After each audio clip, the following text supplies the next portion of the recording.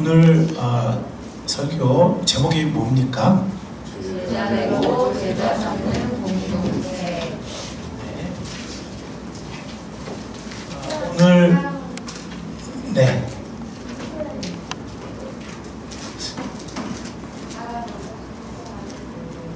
네. 올해 표죠, 그죠? 네. 오늘 설교 제목이 제자 되고 제자 삼는 공동체입니다. 우리 가까이 앉으신 분들 조금 떨어져 앉으면 어떨까 싶네요. 그리고 마스크 않으신 분들 계시는데 저는 설교 때문에 못하긴 하지만 마스크 해주시고 조금 떨어져 주시고 그럼 좋겠습니다.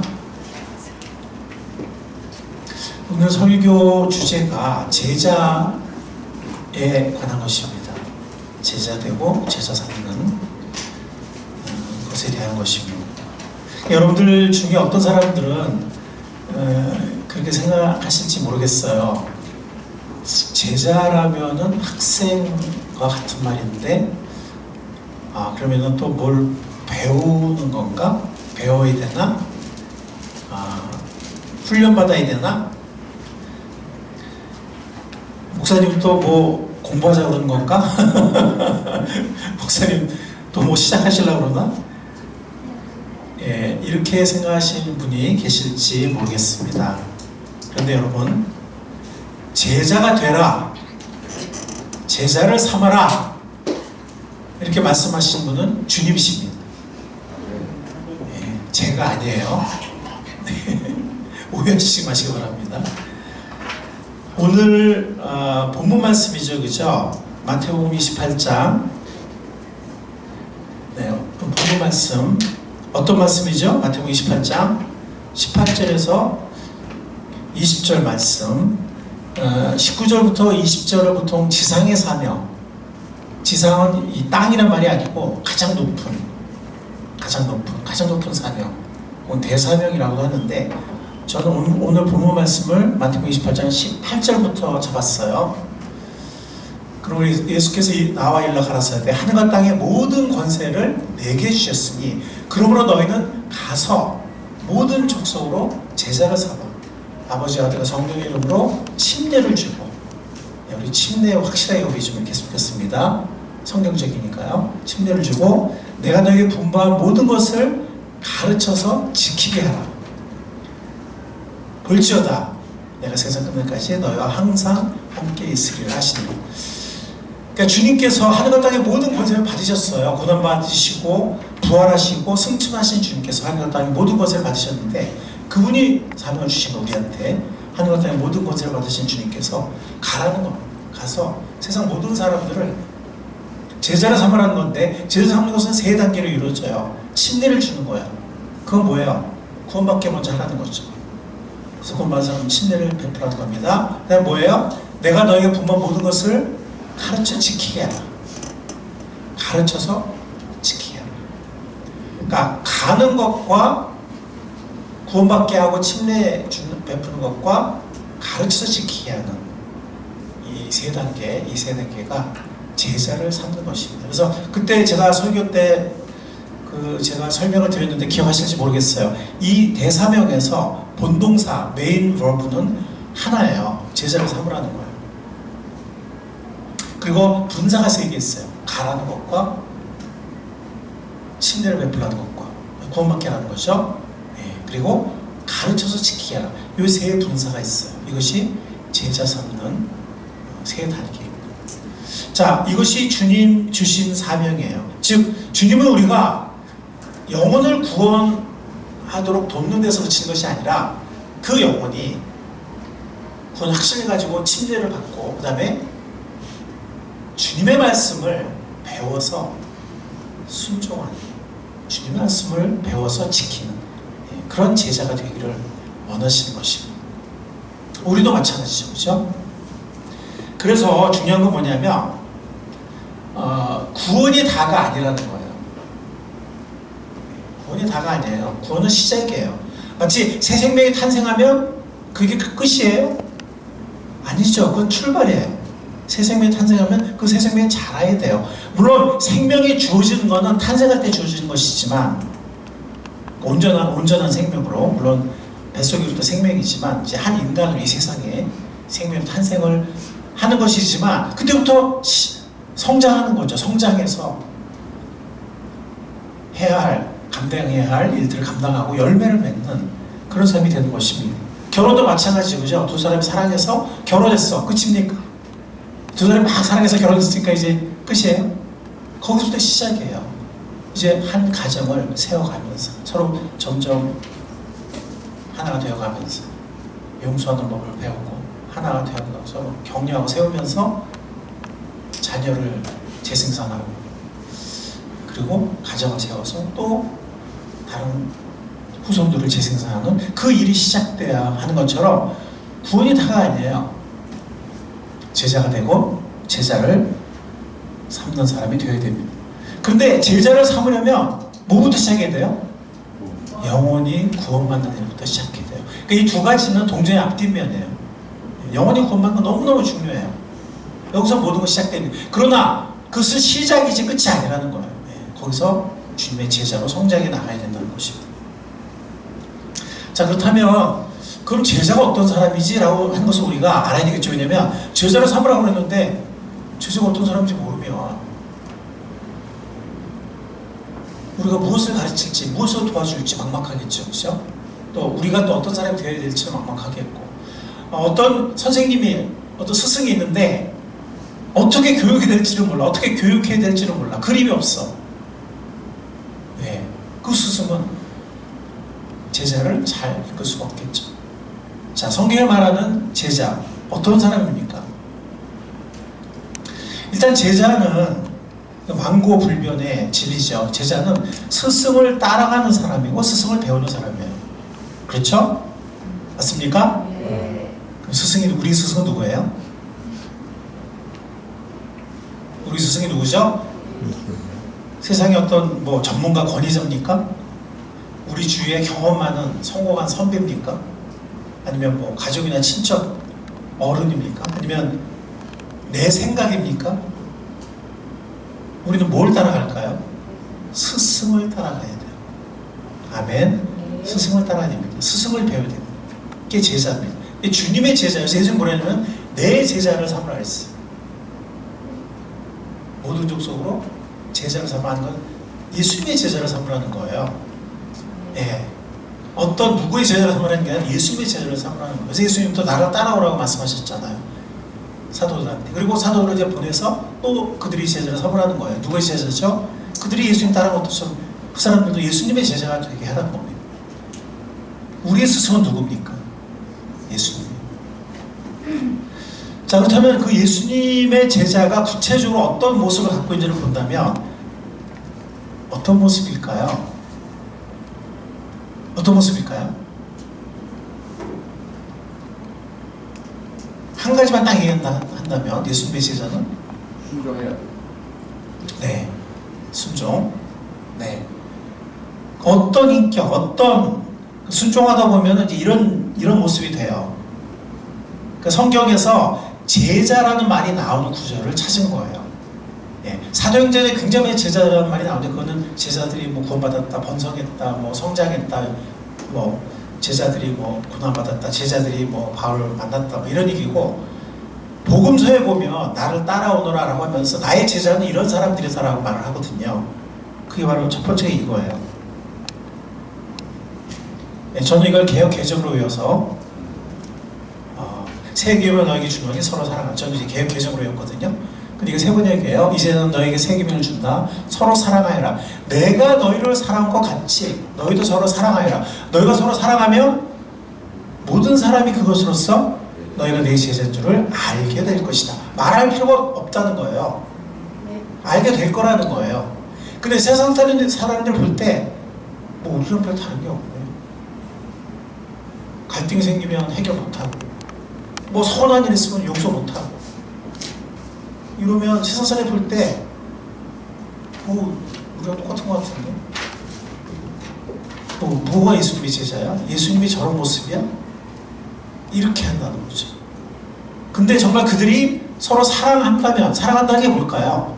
그 행복의 삶에도 나오지만 사랑한다는 게 참, 이게 참 인류 역사상 가장 많은 노래가 작곡이 됐잖아. 사랑이라는 주제로. 오늘날도 보면 뭐 사랑 타령하잖아요. 다 사랑 모든 노래. 사랑이 뭘까요? 되게 막연하고 그냥 뭐 이상적이고 뭐 완벽하고 막 그런 겁니까? 아니면 뭐 어떤 열정과 감정이 확 빠지는 거예요? 사랑이 뭘까요? 뭐 그런 것도 사랑의 한 일시적인 한 형태이긴 하지만 진정한 사랑이 뭘까요? 성경에 말하는 사랑은 뭐냐면 서로 용서하라는 거예요. 용납하라는 거예요. 그 사람을 귀히 여기라는 거예요. 잘못해도 좀 받아주고 참아주고 용서해주고 갈등 있으면 해결하고 또 뭔지 압니까? 사랑은 관심이에요. 서로 얘기를 들어주는 거예요. 관심을 가지고 마음을 써주는 거예요. 그리고 격려해주는 거예요. 그 사람 편이 돼주고. 어디서 하는 일이죠? 목장에서 하는 일입니다. 그죠? 예. 물론 모든 교회가 그렇지만 특별히 목장에서. 왜냐면 이거는 소수의 사람들만 이렇게 할 수 있기 때문에 소수의 모임에서 들어주고 용납해주고 그 다음에 용서하는 법을 배우고 혹시 어떤 갈등이 생기면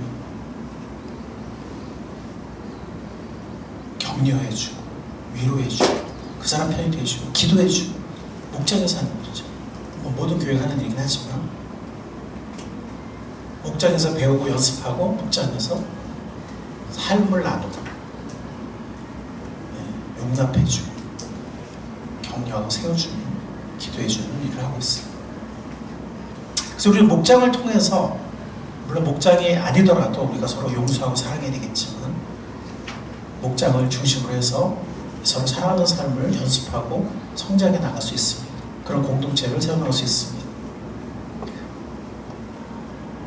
그래서 세상 사람들이 저 사람들은 뭔가 다르다. 뭐 부자라서 다르고 어떤 사람들은 그래요. 예수 믿으면 부자가 된다.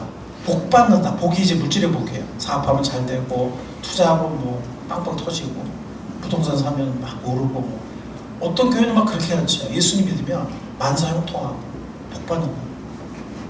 영혼만 잘 되는 게 아니라 다 잘 된다. 성경에 그런 말씀 없어요. 이스라엘은 그래요. 이스라엘은 민족적 이스라엘은 하나의 어떤 뭐랄까요 나라 전체가 하나의 언약을 맺어서 그 언약을 순종할 때 하나님께서 그런 땅과 물질의 축복을 주시겠다 약속하셨어요. 그러나 오늘 교회 시대 때는 예수님이 재림하기 전까지는 우리는 영적인 축복을 받지만 물질적인 것은 항상 반드시 받는 게 아니고 주님의 섭리에 따라 주시기도 하죠. 어떤 사람들이 준비된 사람들에게. 근데 꼭 그런 것은 아니에요. 그래서 뭐 예를 들어서 뭐 그러면 가난하면 하나님께 버림받은 사람이고 그래서 뭐 잘못된 사람이냐? 아니에요. 오히려 성경은 예수님에서 고난을 받기도 하고 빈곤에 처하기도 하고 바울처럼 정말 예수님 위해 살았고 영혼들 위해 살았고 영혼들 섬기고 투자하고 헌신하고 그랬던 사람이 정말 바울이 배고프고 잠 못 자고 그러기도 했어요. 핍박받기도 하고 감옥에 갇히기도. 그래서 예수 믿으면 뭐 다 만사형통하고 막 이런 거는 성경적인 얘기가 아니에요. 그건 어디서 나오는 얘기인지 모르죠. 어쨌든 그러면 세상에 봤을 때 그러면 예수 믿는 사람들이 내가 어떻게 알아요? 예수 믿으면 다 부자돼. 예수 믿으면 막 병도 나. 예수 믿으면 뭐 애들도 다 세상적인 막 다 1등하고 출세해. 그래서 안다면 근데 그렇지 않아요. 그럼 뭘 갖고 알아요? 초대교회도 보면 초대교회를 핍박하고 정말 공격했던 그런 당대의 어떤 철학자들이나 아니면 당시 굉장히 어떤 리더급인 사람들 아니면 어떤 영향력 있는 사람들 그런 사람들의 글이 지금 남아있거든요. 거기 보면 막 예수 믿는 사람들을 막 비난하고 막 그리고 뭐 초대교회가 처음에 시작할 때 나중에는 뭐 왕들도 장군들도 귀족들도 다 들어왔지만 처음에는 정말 뭐랄까요, 정말 서민들, 그것도 변두리에서 시작을 했잖아요, 기독교가. 예. 그런데 거기 보면 그 초기에 초기, 정말 서민들로 시작하고 어부들로 시작하고 막 그랬을 때 우리 로마 제국이 퍼지긴 했지만 아직도 좀 이렇게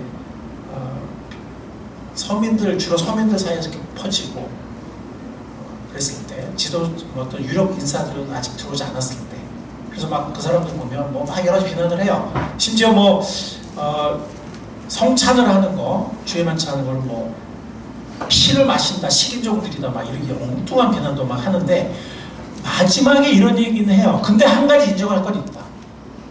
그들이 부자도 아니고 뭐 사회 출세한 사람들도 아니고 뭐 막 철학자들, 막 지식인들도 아니고 하지만 어리석고 무식한 사람들이라고 공격을 해요. 그리고 막 피를 마신다고, 예수님의 피를 마신다, 이거를 저 진짜 피를 마신다고 소문이 잘못 나가지고 막 시인종들이 막 엉뚱한 공격을 하는데, 한 가지는 인정해요. 그런데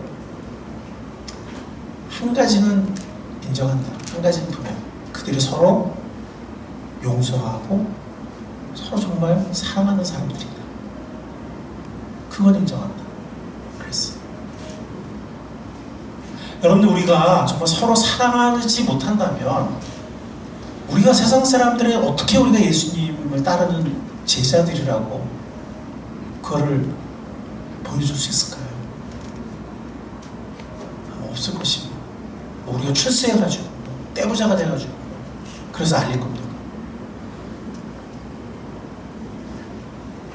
여기 보면 이건 사실은 세 계명이 아니에요. 여기 세 계명을 했지만, 왜냐면 구약에도 정확한 구절이 있어요. 근데 왜 세 계명이라고 했을까요? 구약에 보면 내 몸처럼 사랑하라, 이웃을 내 몸처럼 사랑하고 정말 서로 사랑하라는 그런 계명이 여러 군데 있거든요. 내 자신처럼 사랑하라, 그런 말씀도 있고 있어요. 근데 이게 왜 세 계명일까요? 여러분들 눈치 힌트 얻으셨어요? 바로 이거예요. 내가 너희를 사랑하고. 이건 구약에 없어요. 구약에는 사랑하라는 명령만 있어. 너 자신처럼 사랑해라 하는 그 명령만 있어. 근데 이게 없어요. 예수님이 우리를 사랑한 그 십자가의 역사, 그거는 신약의 우리들만 갖고 있는 거예요. 그래서 세 계명인 거예요. 그래서 우리는 사랑할 때 우리 힘으로 사랑할 수 없잖아요. 어떻게 사랑할 수 있죠? 우리가 예수님의 영원하고 진실한 사랑을 받았습니다. 아멘. 우리가 정말 우리의 모든 어리석고 끔찍하고 너무 더럽고 추한 우리의 모든 더러운 죄들을 우리가 예수님 안에서 예수님의 용서를 받았습니다. 맞습니까? 예수님의 이런 엄청난 용서를 받았다면, 그 사랑을 입었다면, 예수님이 우리를 사랑한 것처럼 우리도 서로 사랑해야 돼요. 용서해 줘야 돼요. 우리가 하는 용서는 뭐 진짜 여러 용서일 거예요. 예수님 우리에게 주신 용서가 뭐 하늘만큼 땅만큼 그런 거라면, 우리가 뭐 그럼 많은 경우는 서로 용서해야 돼요. 100대 빵은 거의 없어요. 누가 더 많이 잘못했냐, 그건 있을 수 있겠지만, 그래서 성경에 보면은 서로 복종하라, 서로 용서하라, 그런 말이 나와요. 그리고 거기서 주도권을 쥐는 사람이 좀 더 예수님을 닮은 사람이에요. 예수님의 은혜를 좀 더 많이 하는 사람. 이게 제자의 모습이에요. 자, 내가 너희를 사랑하고, 이게 핵심이라고 그랬죠. 자, 제자 열매 맺는 삶. 근데 아까 제가 이게 말씀드린 이게 참 우리가 왜 어렵냐면, 자꾸 까먹어. 내가 주님에 나갈 때는 은혜를 주장해요. 은혜. 어? 그 다른 사람 딱 보면은 그게 딱 생각이 안 나. 저 사람은 왜 저러는 거야 도대체. 저 웃기는 사람일세? 저 미쳤어? 저 왜 저래? 이러고 이제 율법으로 나가. 그러니까 주님 앞에 나갈 때는 나는 은혜야. 딱 돌아서면 이제 율법이야. 왜 저래? 저 사람 왜 저러는, 저 이상한 사람이 왜 저래? 미쳤어? 막 이러면서 이해가 안 가네. 막 이러면서 거꾸로 해야 돼. 거꾸로. 주 옆에 나갈 때 율법을 한번 겪어야 돼요. 그래서 율법으로 나가야 은혜가 얼마나 귀할 줄 알아요. 예? 맨날 은혜 은혜하니까 좋은 줄도 몰라. 애들 맨날 잘가 그러면 뭐 당연해. 뭐 고마워니 없어. 그렇게 우리 어렸을 때 고생하고 그래도 얘도 오늘 얼마나 잘해줘요. 목장 예배에서 뭐 감사한 거 없어. 맨날 없대. 그렇게 해줘야 도 없대. 우리도 주 앞에 나갈 때 좀 율법을 통과해야 돼. 구약을 좀 많이 읽어야 돼요. 은혜 하니까 그냥 너무 그냥 이게 당연한 줄 알고 익숙해가지고 고마운 줄도 몰라. 그러고 이제 딱 하면은 이제는 어떻게 돼요? 이제 율법밖에 없어 이제는. 오히려 주 앞에 나갈 때 우리가 율법을 좀 더 적용하고 그래야 은혜가 얼마나 귀한지 우리가 알아요. 우리가 정말 심판이 얼마나 무서운 심판이 기다리고 있었는지 또 우리가 받아야 마땅한 것이었는지 그리고 우리가 사람들을 향해서는 주님이 우리를 용서하셨듯이 사랑하셨듯이 그렇게 예수님이라는 렌즈를 통해서 봐야 돼요. 아멘? 예수님의 렌즈가 없으니까 그냥 율법밖에 안 보여요. 렌즈를 통해서 봐. 예수님이라는 렌즈를 통해서 봐야 돼요. 예수님을 옷 입고 그래야 이게 이 삶이 가능해요. 이건 인간의 힘으로는 불가능한 삶이에요. 다른 사람을 용납하고 용서하는 게 기적이에요. 사람의 힘으로는 안 돼요. 그러니까 다른 사람을 용서하고 사랑하는 그런 모습을 보여주면 그런 공동체가 된다면 그게 기적인 거예요. 아멘. 뭐 병이 낫고 뭐 떼부자 되고 이게 기적이 아니에요. 그건 금방 없어져. 병 나봤자 또 금방 죽는데 뭐. 돈 벌어봤자 뭐 언제가 다 날아가는데 뭐. 세상 사람도 다 하는 거잖아요. 세상 사람이 못하는 거는요 서로 용서하지 못해요. 세상 사람이 뭐가 맞을 때만 하지 좋지 틀어져 봐요. 안 돼요. 주님의 은혜 안에서 주님의 능력으로 용서를 배우고 경험하고 용서하는 성장해 나가는 우리가 될 수 있기를 간절히 바랍니다. 그게 예수님의 제자들의 모습이고 그게 바로 교회의 목장의 모습이에요. 이게 안 되면 우리 세상한테 우리 아무런 할 말이 없어요. 세상 뭐라 그러죠? 입만 살았네 그래요. 너들 뭐 우리랑 똑같은데 뭐 입만 살았네 이렇게 하는 거예요. 우리의 능력이 우리의 전하는 말씀이 아무 능력이 없어요. 서로 용서 못하고 뭐 서로 뭐 맨날 막 티가티가 이러면서 나가서 예수님 믿고 구원받는 능력이 없어요. 이 말씀 너무 중요한 말씀. 이게 왜냐면 예수님이 제자의 모습이라고 예수님이 말씀하셨어요. 여기 나오잖아요. 내 제자는 알게 될 거다. 이게 제자의 모습이라는 거예요. 성경 많이 알고 교회에서 뭐 봉사 열심히 하고 물론 다 중요해요. 중요한데 그게 중요하지 않다는 얘기가 아니라 이게 빠지면 의미 없다는 거예요. 왜냐면 세상 사람이 볼 때는 그건 별로 의미 없어요. 네. 뭐 교회도 여러 가지 목적으로 갈 수 있는 거잖아요. 그렇죠? 교회 가서 열심히 봉사하는 동기가 여러 가지 있을 수 있어요. 근데 뭐 그게 나쁘다는 얘기가 아니라 좋은데 이게 없으면 세상 사람들은 우리가 예수님의 제자인 걸 몰라요. 인정 안 해요. 자, 두 번째 제자는 열매 맺는 삶을 사는 사람이에요. 너희가 내 안에 머물러 있고 내 말이 너희 안에 머물러 있으면 너희가 무엇을 구하든지 다 그대로 이루어질 것이다. 너희가 열매를 많이 맺어서 내 제자가 되면 이것으로써 내 아버지께서 영광을 받을 것이다. 예수님의 제자는 열매 맺는 사람이에요. 무슨 열매일까요? 요한복음 15장이거든요. 이 요한복음 15장의 16절에 가면 뭐 어떤 얘기가 나와요? 너희가 나를 택한 것이 아니고 내가 너희를 택하여 세웠다. 이는 너희로 가서 열매를 맺게 하고. 전도 열매를 말하는 거고요. 이 전도 열매는 성령의 열매인 인격의 열매가 같이 가야 돼요. 그건 이미 아까 전 구절에서 말씀드렸기 때문에 사실 열매 맺는 삶은 두 가지거든요. 이 전도 사역의 열매와 그 다음에 인격의 열매, 아까 말했던 그 사랑의 열매가 두 가지인데 앞에 하나 벌써 나왔기 때문에 여기서는 그냥 전도 사역의 열매를 국한을 했어요. 왜냐하면 15장 뒷부분에서 가서 그랬으니까 가서 열매를 맺 이 가서 열매 맺는 건 전도 열매거든요. 사역 열매고. 제자의 삶은 열매입니다. 이것도 우리 힘으로 안 돼요. 맞습니까? 예. 영혼을 구원하는데 우리가 쓰임받는 게 이게 우리 힘으로 되는 게 아니에요. 그러나 주님께서 우리를 분명히 쓰신 건 맞아요. 천사를 쓰는 게 아니고 천사를 사용하시는 게 우리를 쓰세요. 아멘.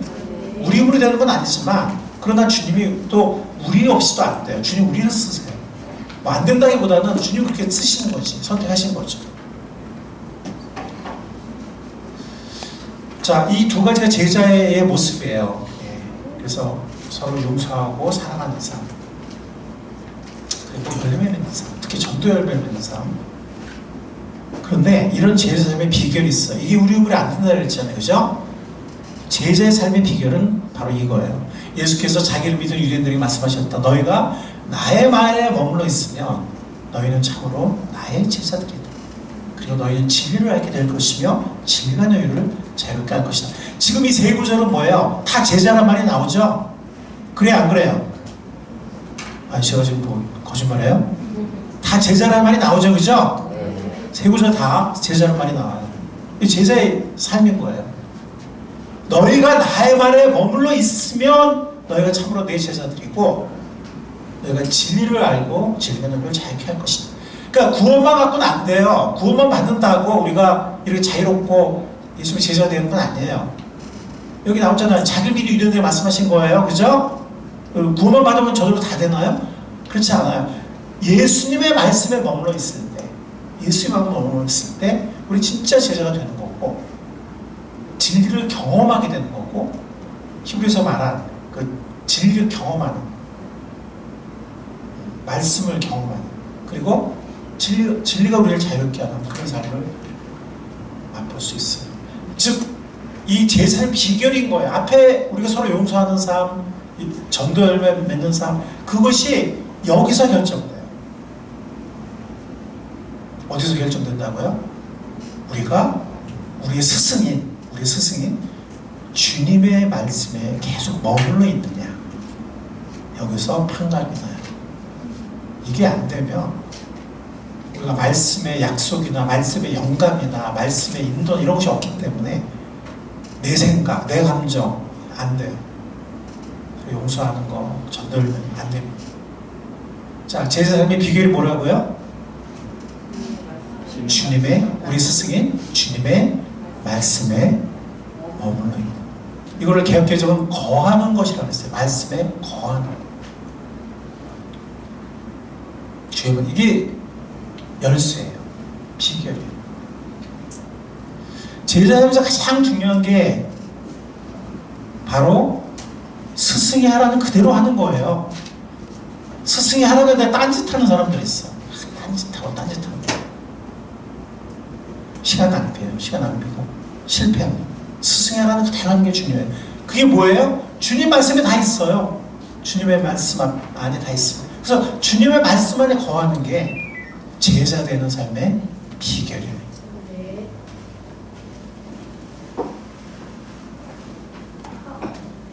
이 말씀의 삶은 그 말씀의 손이라고 그래가지고 word hand라고 그래가지고 이 말씀을 섭취하는 네 가지 길이 있어요. 다 이게 성경 구절에 있는 건데 다 인용할 수는 없지만 말씀을 들으라 그랬고 말씀을 공부하라 그랬고 말씀을 읽으라 그랬고 말씀을 마음판에 새기라 그랬어요. 근데 이 모든 것에 또 보면 묵상하라고 그랬어요. 주야로 묵상하라고. 그러니까 이게 말씀을 들어도 묵상해야 되고 읽어도 묵상해야 되고 공부할 때도 묵상해야 되고 암송할 때 당연히 묵상을 해야 돼요. 그래서 이렇게 묵상에 들어가야 이렇게 잡을 수가 있어요. 이렇게. 그죠? 묵상 없이 그냥 듣는다고 되는 게 아니에요. 자, 그런데 이렇게 잡거나 이렇게 잡으면은 약하죠? 이렇게 잡아야 돼요. 그죠? 이 네 가지가 다 있어야 돼요. 그러니까 보통 교회에서 공적으로 해주는 것은 설교, 말씀을 듣는 것과 말씀을 공부하는 거예요. 산공부 혹은 또 행복의 산공부 이런 것도 있으니까. 그런데 예배만 잘 나오고서 교회만 잘 참석을 하면 이 두 가지는 돼요. 말씀을 듣는 거, 말씀을 공부하는 거. 그런데 개인적으로, 가정적으로 혹은 목장적으로 힘써야 될 게 뭐냐면 남은 두 가지예요. 말씀을 읽는 것과 암송하는 것. 이 말씀의 손에서 묵상을 빼면 네 가지 길이 있다고 했잖아요. 그죠? 이 중에서 듣는 것과 공부하는 건 교회 공적인 프로그램을 제공이 되니까 잘 따라가면 되고, 개인적으로나 가정적으로나 목장적으로 힘쓰지 않으면 안 돼요. 이거 교회에서 해주는 게 아니야. 힘쓸 게 뭐냐면 말씀을 읽는 것과 암송하는 것. 자, 먼저 말씀 읽기를 생각해 보도록 하겠습니다. 성경 통독이죠. 네. 계시록 1장 3절부터 같이 읽어볼까요? 한번 시작. 이 예언의 말씀을 읽는 사람과 듣는 사람들과 그 안에 기록되어 있는 것을 지키는 사람들은 복이 있습니다. 그때가 가까웠기 때문이다. 여기 보면 말씀을, 이거 계시록에 있는 말씀인데, 말씀을 읽는 사람과, 그죠? 듣는 사람. 그 중요한 순종이겠죠, 순종. 네. 그때가 가까이 왔다. 그러니까 듣는 것도 중요하지만 읽어야 돼요, 말씀을. 네, 말씀을 읽어야 돼요. 말세가 되었을수록 정말 말씀을 가까이 하고 사랑하고 열심히 읽어야 돼요. 시편 119편에 보면, 이건 새 번역이 조금 이상해서 제가 개혁 개정을 인용을 했는데, 내가 보니 모든 완전한 것이 다 끝이 있어도 주의 계명들은 심히 넓으니다 그랬어요. 예, 성경 통독은 넓게 읽는 거예요. 예, 그래서 읽다 보면 아무리 뭐 40년 50년 예수님 믿은 사람들 읽다 보면 이런 구절이 있었어? 네, 정말 하나님 말씀의 깊이와 넓이에 감탄을 하게 돼요. 성경 통독, 예, 정말 우리가 소원해야 할, 우리가 누려야 할 너무나 귀한 것입니다. 자, 말씀 암송. 자, 이 말씀이 어디에 쓸까요? 시편 말씀이에요. 네, 히브리서 인용이 되기도 했지만 시편 말씀인데, 자, 같이 한번 읽어보겠습니다. 시작. 나의 하나님, 내가 주님의 뜻 행하기를 즐거워합니다. 주님의 법을 내 마음속에 간직하고 있습니다. 우리가 주님의 법을 마음속에 간직하지 않고 있으면 어떻게 우리가 지킬 수 있을까요? 어떻게 우리가 순종할 수 있을까요? 주님의 말씀에 마음에 없는 그 마음속에는 여러 가지 불안한 감정들과 변하는 감정들과 아니면 두려움과 의심과 아니면 여러 가지 인간적인 생각들이 자꾸 들어와서 차지를 하게 돼 있어요. 그래서 그 빨간 잉크, 파란 잉크 예화 아시죠, 여러분들? 예. 빨간 잉크는 100번 찍어도 빨간 잉크가 나와요. 그러니까 파란 잉크를 무조건 나오게 한다는 게 중요한 게 아니라 파란 잉크를 채우는 게 중요해요. 그죠? 하나님 말씀 내 마음에 채우지 않으면, 마음판에 새겨놓지 않으면, 마음속에 놓지 않으면 생각이 안 나요. 그러면 엉뚱한 것만 생각나. 부정적인 생각, 감정, 여러 이상한 기억, 이런 것만 자꾸 생각나고, 아니면 세상 노래, 뭐 세상 의견들, 뉴스들, 이런 거 자꾸 생각이 나요. 이건 다윗의 고백인데, 내가 주님의 뜻 행하기를 즐거워합니다. 주님의 법을 제 마음속에 간직하고 있습니다. 뭐예요? 다윗이 성경 암송 했을까요? 안 했을까요? 다윗이 성경 암송 했을까요? 안 했을까요? 저는 했다고 확신해요. 왜냐면 이런 구절이 너무나 많아. 내가 주의 말씀을 하루 종일 내 앞에 둔다, 이런 시편 구절도 있고, 하루 종일 묵상하다는 말씀도 있고. 그러니까 지금처럼 종이가 없었잖아요. 근데 어떤 수단을 발견한 것 같아요. 뭐 양피지에 썼던지 파피루스에 썼던지 했던 것 같아요. 다윗도 성경 암송하는 사람이었어요. 마음판을 새기는 사람이었어요. 묵상하고. 여러분들, 이건 저는 제 구원받자마자부터 시작해 지금까지 정말 너무나 수를 셀 수 없을 만큼 수없이 경험한 경험인데요. 우리의 삶에 살아갈 때 여러 가지 경험을 하잖아요. 또 여러 가지 일이 벌어지잖아요. 사건들이. 또 여러 가지 문제들이 닥치잖아요. 그죠? 여러 상황들이 또 있잖아요. 이런 모든 것에 가장 적절한 말씀이 어딘가에 있어요. 근데 우리는요, 어떤 일이 딱 벌어지면 그걸 자꾸 까먹어. 성경 말씀에서 그걸 찾아야 되는데 까먹어요. 그리고 자꾸 이제 뭐 이상한 생각하고 내 생각하고 뭐 아니면 내 감정에 따라 행동하고, 또 누가 옆에 뭐라 그러면 그냥 그럴까? 그러고 따라가고 막 이래요. 대부분 사람. 왜? 하나님 마음판에 하나님 말씀이 별로 없어요. 생각나는 구절이 없어요. 우리의 삶의 모든 경험 속에서, 모든 문제와 상황 속에서 하나님의 말씀이 생각이 나고 하나님의 말씀이 마음판에 있고, 그래서 그 하나님의 말씀대로 그 원리대로 행동하고 살아갈 수 있는 우리가 될 수 있기를 간절히 바랍니다. 모든 행동, 모든 경험에서, 모든 상황 속에서 하나님의 말씀의 인도를 받아야 돼요. 다 있어요. 어딘가에 있어요.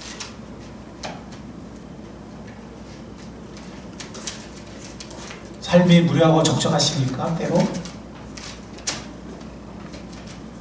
제가 이거를 핸드폰에 좀 고안을 했어요. 제가 옛날에는 종이에 써서 몇백 구절을 외웠는데 암송지가 자꾸 분실하고 이래가지고 제가 이제 하는 방법을 발견했어요. 이렇게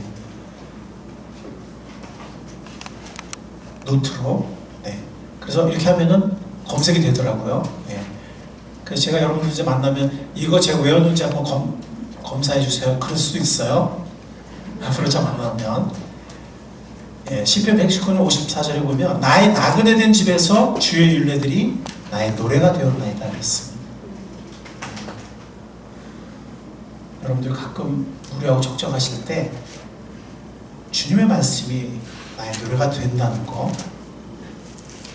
또 111절도 있습니다. 거기 보면 주의 증거들로 내가 영원히 나의 기억을 삼았사오니 이는 내 마음에 즐거움이 되니.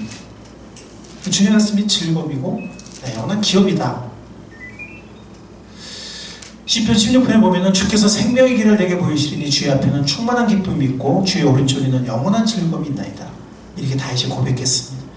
다윗도 목동을 양을 치던 사람이었고 또 사울에게 쫓겨서 외롭게 도망 다니는 사람이었잖아요. 그렇죠? 네, 그러나 다윗이 주님을 볼 때마다 영원한 기쁨을 맛봤다라고 고백합니다. 또 시편 133편 보면 형제가 연합하여 동거하며 어찌 그래 선하고 아름다우고.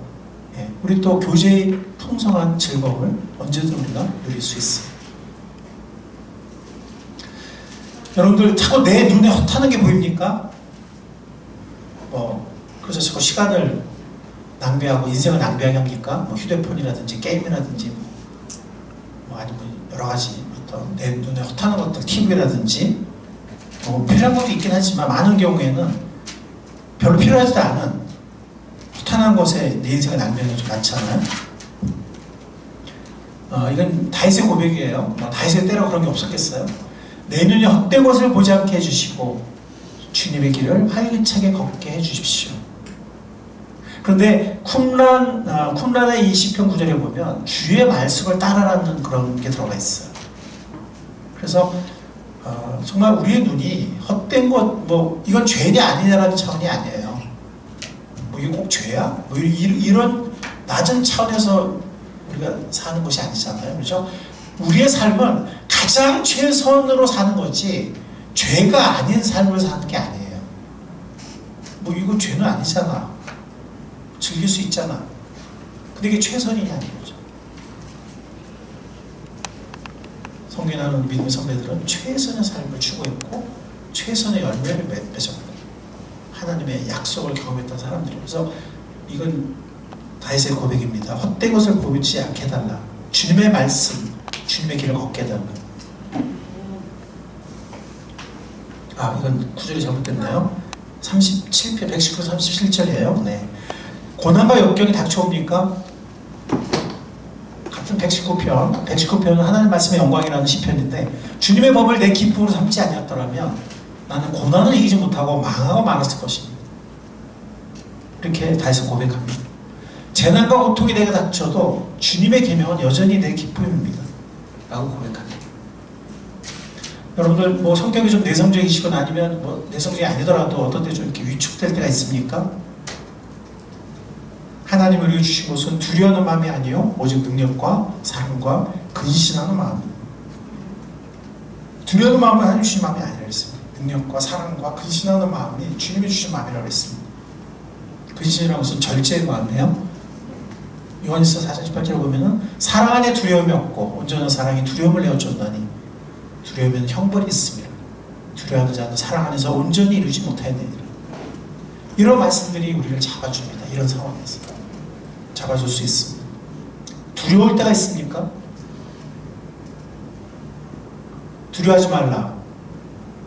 내가 너와 함께 하느니라. 놀라지 말라. 나는 내 하나님이 됨이니라. 내가 너를 굳세게 하리라. 참으로 너를 도와주리라. 참으로 나의 의로운 오른손으로 너를 붙들리라. 누가 하신 약속이에요? 하나님이 하신 약속. 우리가 두려워할 필요 없어. 고난 중에 위로가 필요합니까? 찬송하리로다. 그럼 우리 주 예수 그리스도의 하나님이시여 자비의 예수 그리스도 하나님이시여 자비의 하나님이시여 모든 위로의 하나님이시며 우리의 모든 환난 중에 우리를 위로하사 모든 환난 중에 있는 자들을 능히 위로하게 하시는 이시로다. 그러니까 우리의 모든 환난 중에 우리를 위로하시는 분이고 우리가 그 위로를 받고 다른 환난 중에 있는 사람들을 위로할 수 있게 하시는 분이다 라고 사도 바울은 고백하고 있습니다.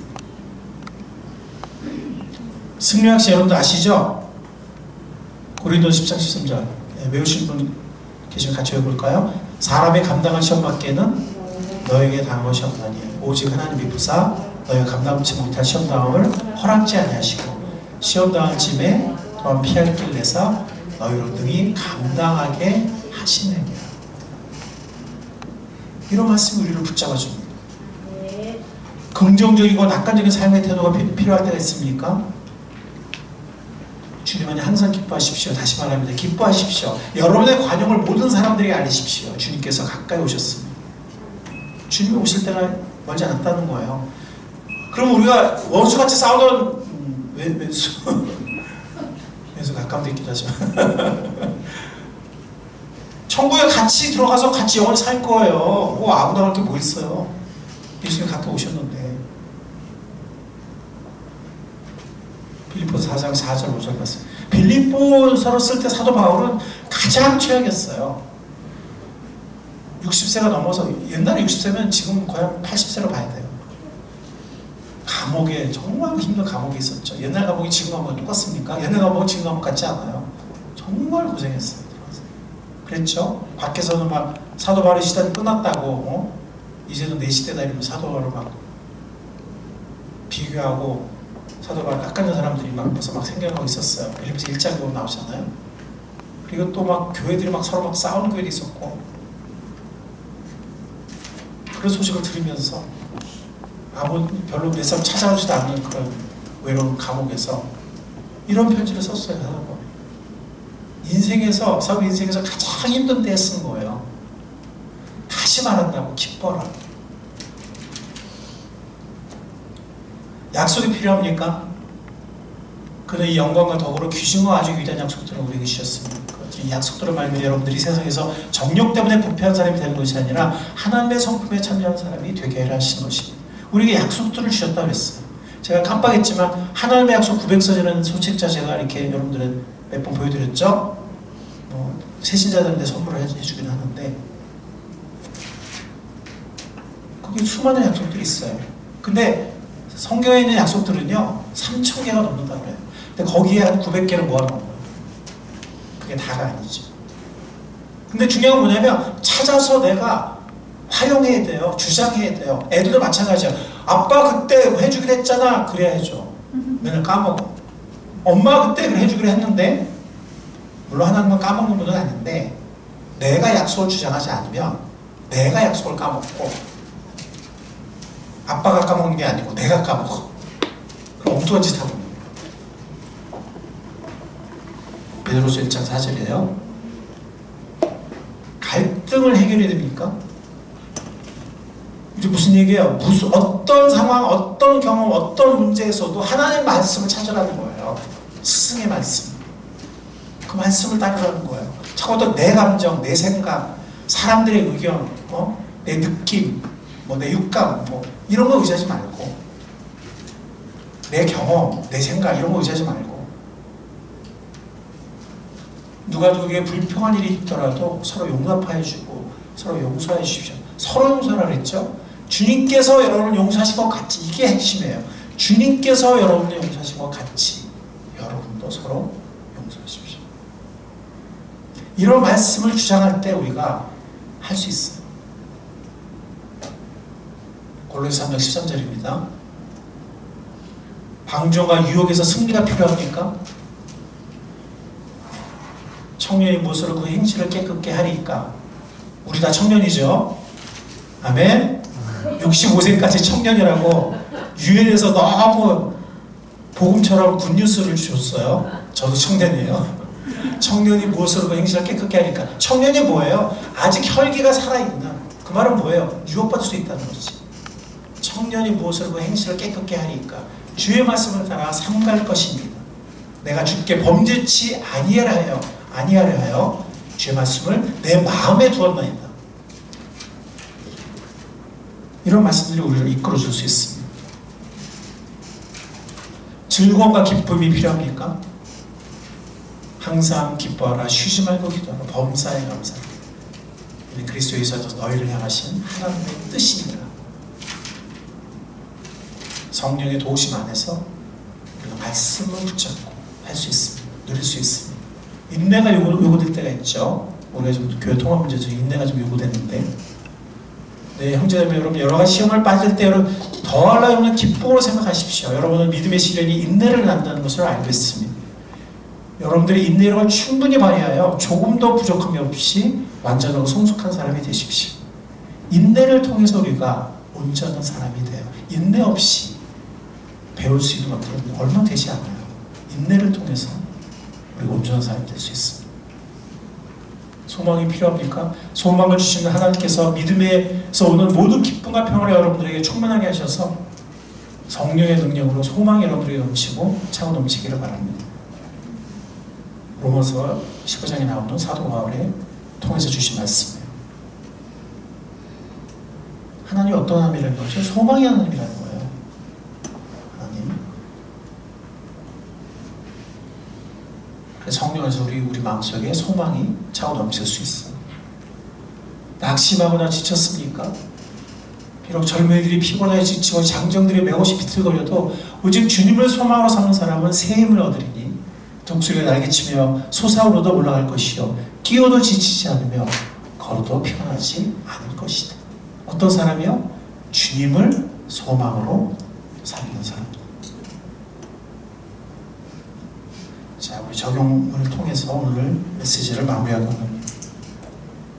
해리 아이언사이드 박사는 그가 좀 일찍 구원받았어요. 이분은. 근데 14살 때, 14살 이전에 구원을 받은 거예요. 14살 때 문득 깨달았어요. 내가 내 나이만큼 성경을 못 읽었네. 그때부터 성경을 열심히 통독하기 시작해서 40세인가 때 나이만큼 읽었어요. 그 말은 뭐 1년에 1도 간 게 아니라 그 이상 했다는 얘기죠. 그죠? 예, 그리고 그가 말년에는 자기 나이보다 훨씬 많이 성경 읽는 사람이 됐어요. 그러니까 이걸 우리가 지금 우리 육체적 나이라면 너무 까맣하니까 어떤 사람은 막 40세, 50세 그랬는데 나 성경 지금 한 번도 안 읽었는데 이러면 너무 이게 그렇잖아요. 이렇게 합시다. 구원받은 나이. 예? 무슨 말인지 알겠죠? 나 언제 구원받았지? 어떤 사람은 그것도 만만치 않죠. 어떤 사람은 몇 년 안 된 사람도 있는데 금방 따라잡을 수 있겠죠. 어쨌든 내가 언제 구원받았지? 그래서 그때부터 나이를 세가지고 내가 내 구원받은 나이보다는 내가 많이 읽겠다. 아멘? 네, 이런 소원을 한번 우리가 가지고 있기를 바랍니다. 네. 소원을 가진 건 좋은 일이에요. 그렇죠? 빌립보서 보면은 우리로 소원을 품고 행하게 하신 분이라고 했잖아요. 소원을 주시고 또 소원을 행할 수 있게 하는 능력도 주신다고 했어요. 빌립보서 2장 12절에. 네. 암송에 대해서는 도슨 트루트맨이 20세기 하나님이 위대하게 쓰신 암송의 사람이에요. 암송의 사람. 오늘날에 도슨 트로트맨의 영향을 받지 않는 사람은 거의 없을 정도예요. 이 사람이 쓴 책은 한 권, 소책자 2개 썼어요. 예. 그런데 그것도 썼다기보다는 이제 제자들이 이렇게 책으로 남긴 건데, 근데 많은 사람들에게 지울 수 없는 족적을 남긴 고졸이고 트럭 운전사 하던 분이고, 하지만 말씀을 정말 사랑하는 사람이고, 때로는 말씀을 구하지 않고 내 힘으로 해서 하기도 하지만 깨닫고 2번 다시 똑같은 상황에서 말씀 없이 행하지 않았다. 그래서 모든 경우 하나님의 말씀을 암송하고 그 말씀대로 행동하되 실패한 경우가 있으면 나중에 말씀을 찾아서 2번은 말씀 없이 살지 않았던, 2번은 실패하지 않았던, 그걸 모토로 삼았던 사람이에요. 그랬을 때 정말 인간적으로 보면은, 그죠? 지식인도 아니요, 뭐 좋은 직장을 가진 사람도 아니고 좋은 가문의 사람도 아니지만 하나님이 정말 귀하게 쓰셨고 많은 사람들에게 영향을 주었던, 많은 영적인 자손들을 남겼던 그런 믿음의 조상이 되었습니다. 도슨 트루트맨은 구원받고 몇 년 동안에 매일 하루에 한 구절씩 암송했어요.